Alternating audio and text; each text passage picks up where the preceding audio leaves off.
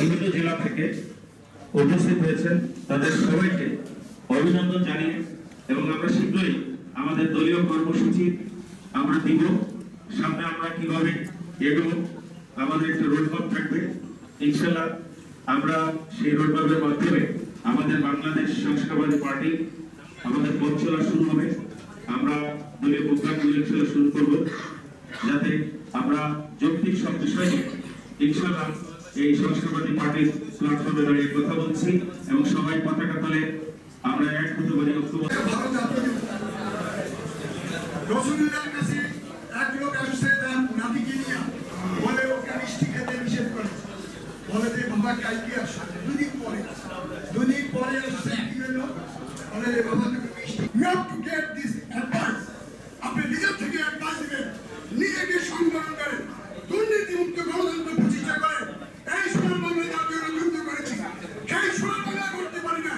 আমরা জানতাম না এই সোনার বাংলাদেশকে এই অবস্থা।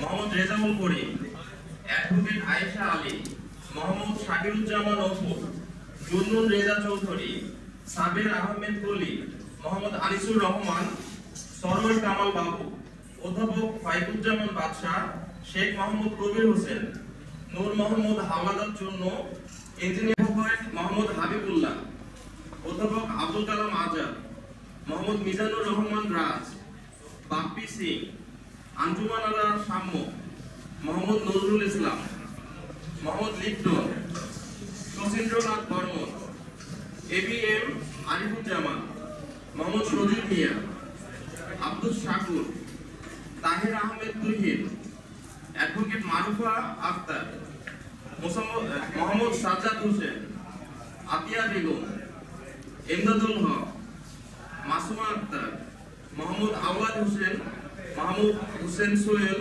মুস্তাফিজুর রহমান, নাইম ইসলাম, রয়েল আহমেদ, AB কাজী নাসির, অরবিন্দ কুমার ঘোষ, মোহাম্মদ জাহিদুল ইসলাম খান এবং সর্বশেষ 45 নম্বর সম্মানিত সদস্য হচ্ছে আসলিমা পারভীন। আমাদের আজকে এই 45 জন হচ্ছে সম্মানিত সদস্য এবং আহ্বায়ক কমিটির সদস্য হচ্ছে 14 জন, আর সদস্য সচিব সদস্য 12 জন, টোটাল 71 জনের একটা কমিটির ঘোষণা আমরা আজকে দিলাম। সবাই আমরা একসাথে কাজ করে আমাদের যেহেতু আমাদের সময় হয়ে যাচ্ছে, আমি আমার সংক্ষিপ্ত বক্তব্য এখানে শেষ করলাম। সবাই দোয়া করবেন আমাদের জন্য। আমার খুব ইচ্ছা ছিল যে আমি সরাসরি থেকে এই চেষ্টা করব।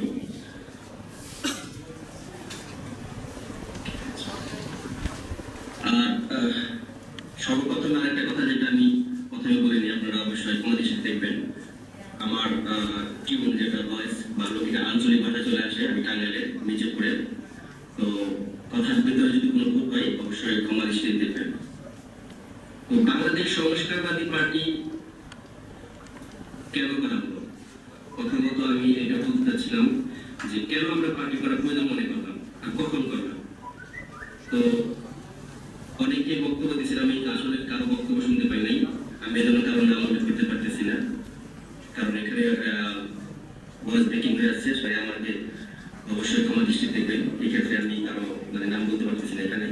তো সবাইকে আমার আন্তরিক শুভেচ্ছা অভিনন্দন।